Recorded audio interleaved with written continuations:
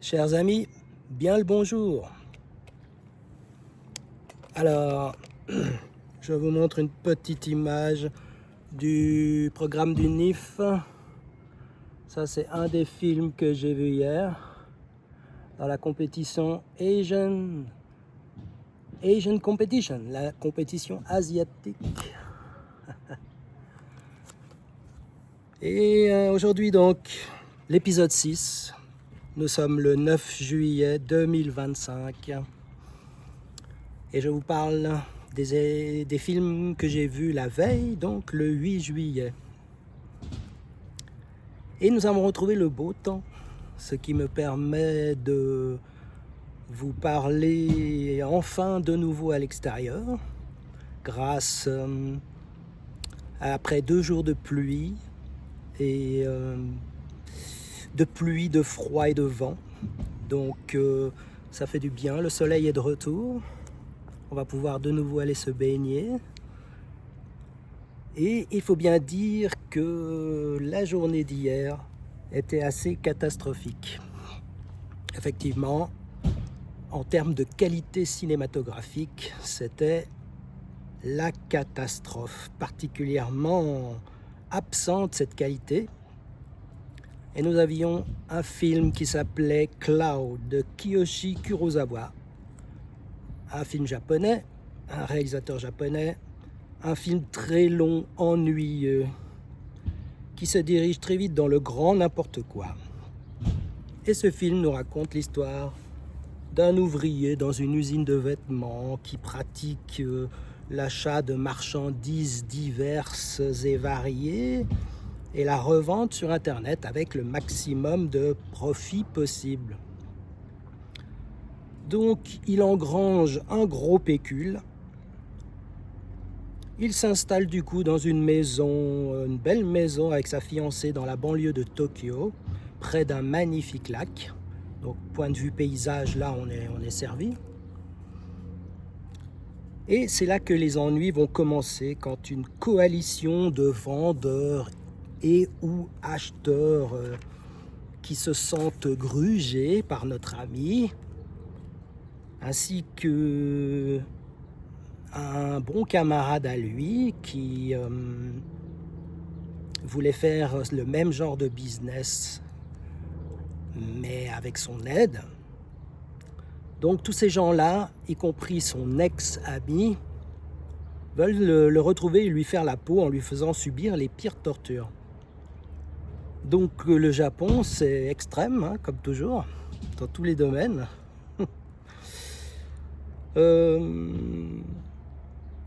L'associé que notre ouvrier amateur de revente a embauché pour l'épauler, donc un jeune homme local, va l'épauler et dans les soucis qu'il va rencontrer avec ces gens qui veulent lui faire la peau. Et ce jeune homme, en apparence insignifiante, va se révéler être un élément d'une mystérieuse organisation. Et on ne sait pas si c'est un flic ou un voyou. Le film n'apporte aucune explication. Et nous avons à partir du milieu du film une scène de traque et de fusillade interminable, complètement amateur et disproportionnée par rapport à ce qui est reproché à notre revendeur, Internet. De plus, sa fiancée le trahit à la fin en le braquant pour ses cartes de crédit, ce qui est complètement inepte et ridicule par rapport à ce qui nous est présenté une grande partie du film, c'est-à-dire une femme aimante, attentionnée. Donc on passe du coq à l'âne et on tombe dans le ridicule et l'absurde. Donc 1 sur 6 pour ce film, donc mauvais, qui s'appelle Cloud. Alors Cloud, le nuage, bon là, ces mémoires virtuelles. D'ailleurs, c'est un titre un peu aussi à côté de la plaque par rapport aux propos du film. Certes, le revendeur amateur utilise Internet, mais pas spécialement le cloud qui consiste en des bases de données, quelles qu'elles soient, photos ou fichiers, qui sont dans un espace virtuel. Et nous avions ensuite Festen, une rétrospective de Thomas Winterberg, une rétrospective de 1998, un réalisateur danois, scénariste et producteur. Donc je me suis laissé gruger par le descriptif alléchant du programme du NIF concernant ce film d'une réunion de famille à l'occasion des 60 ans d'un patriarche. Oh, je suis parti au bout de 10 minutes, c'était complètement sans intérêt. Il ne se passe rien, c'est juste des disputes entre divers membres et le patriarche qui dit un truc à son premier fils, puis un autre truc à son deuxième fils, et ainsi de suite. Bon, ça n'a aucun intérêt, 0 sur 6. Ensuite, nous avions dans la compétition internationale un film qui s'appelle Touch Me de Addison Heyman, un réalisateur américain qui raconte l'histoire d'un extraterrestre sous les traits d'un bel homme qui ressemble à la figure d'Épinal de Jésus avec des cheveux longs. Beau bel homme, qui se révèle être un extraterrestre qui veut essaimer, ensemencer toute la terre à son image. Donc un trip très narcissique et dictatorial. Il séduit et embarque une belle blonde et son ami, un beau jeune homme homosexuel, dans un lupanar, belle baraque, dans un lupanar avec un amour, on va dire, un lupanar axé sur la sensualité, donc, un amour physique, alterné avec de longs dialogues et monologues interminables, sur des banalités, sur des traumatismes de chacun des protagonistes, mais c'est juste un enchaînement de témoignages à la rigueur. C'est même dans un reportage, ce serait ennuyeux en fait. Et il y a la servante de l'extraterrestre, une femme mûre qui n'est pas très très belle et qui a été choisie exprès dans ce film puisque elle aussi, elle voudrait en être, mais elle est écartée par son maître, donc le fameux extraterrestre, en forme de Jésus. Et elle va même être assassinée. Donc le film se noie dès le début dans d'interminables recensions de trauma, comme je le disais. Les protagonistes s'épanchent les uns les autres, se reprochent des choses. Même l'extraterrestre est du genre à cogiter sans fin, comme votre humble serviteur. Je m'envoie une petite vanne au passage. Et donc ça nous rend un film très ennuyeux. Donc sur Internet, le réalisateur du film, notre ami Addison Heyman, qui a 34 ans, se réclame de la mouvance dite queer. Un concept creux qui ne recouvre rien de solide, si ce n'est des gens qui demeurent coincés dans une sorte d'éternelle adolescence. Et d'ailleurs, certains adolescents se réclament de ce mouvement, mais en fait, bon, c'est simplement pour dire qu'ils sont en train de vivre leur adolescence et que certains d'entre eux, pas tous, ne savent pas s'ils aiment ou veulent aimer les garçons ou les filles. Et ce concept qui ne met en avant que le flou, le vaseux, le fragile est passé un peu de mode, mais a été supplanté par ce concept tout aussi fumeux qu'on appelle LGBT, qui veut agréger des populations homosexuels et autres, ou des gens qui ne veulent pas choisir, qui croient qu'ils peuvent choisir leur sexe biologique. À tort, à mon avis. Et qui agrègent des groupes qui ne s'entendent pas forcément, et même certains groupes dans ce mouvement LGBT qui prônent l'amour avec des enfants. Il faut être clair sur le sujet. Donc, ces populations qui sont agrégées sous ce patronyme LGBT ne sont pas forcément solidaires les unes les autres. Par exemple, les femmes qui se disent lesbiennes ne veulent pas du tout et n'ont aucune considération ni estime pour les hommes, par exemple, qui se disent femmes et qui veulent, par exemple, aller dans les vestiaires des femmes. Donc ces femmes-là leur disent, nous, on n'a rien à voir avec ces mecs-là, ce sont des hommes, c'est tout. Donc on le voit bien que si on creuse le sujet, ce mouvement LGBT est totalement factice en réalité. C'est la même chose que ce qu'on appelait en son temps l'antiracisme. Et il y avait aussi des belles affiches et de la belle promo pour dire nous aimons. Alors vous aviez des représentations de personnes moyen-orientales ou arabes, des personnes d'ethnie africaine et puis des personnes, disons, des caucasiens blancs sur des drapeaux et tout, mais ils ne s'entendent ni ne s'aiment pas forcément, y compris entre arabes ou entre noirs. Il suffit de voir en Afrique, par exemple, comme ils se massacrent entre eux sans pitié. Ça va même dans la boucherie. Il suffit de voir l'Angola, le Rwanda, le Congo, des guerres endémiques sur des décennies. Donc ce concept bisounours, nous nous aimons, que ce soit entre blancs, arabes, noirs, blancs, entre arabes, entre noirs, et j'en passe et des meilleurs, toutes les ethnies possibles et imaginables, il n'y a pas forcément ni concordance, ni... Alors, ça ne veut pas dire qu'il faut prôner la haine, évidemment, et le fait de s'entretuer tous, ce qui n'est pas mon cas. Mais bon, je veux dire, ces idéologies sont très bisounours et adolescentes. Donc, le réalisateur, soi-disant sur Internet, se réclame de ce mouvement queer, qui est passé de mode, à mon avis. Mais pour autant, le bonhomme est très sympathique. Vraiment, il est adorable. Il est venu sur scène, il nous a parlé, et on ne peut que l'aimer. Il est cool, il plaisante. Il faut bien distinguer. Il ne faut pas confondre nécessaire critique, indispensable critique, des idées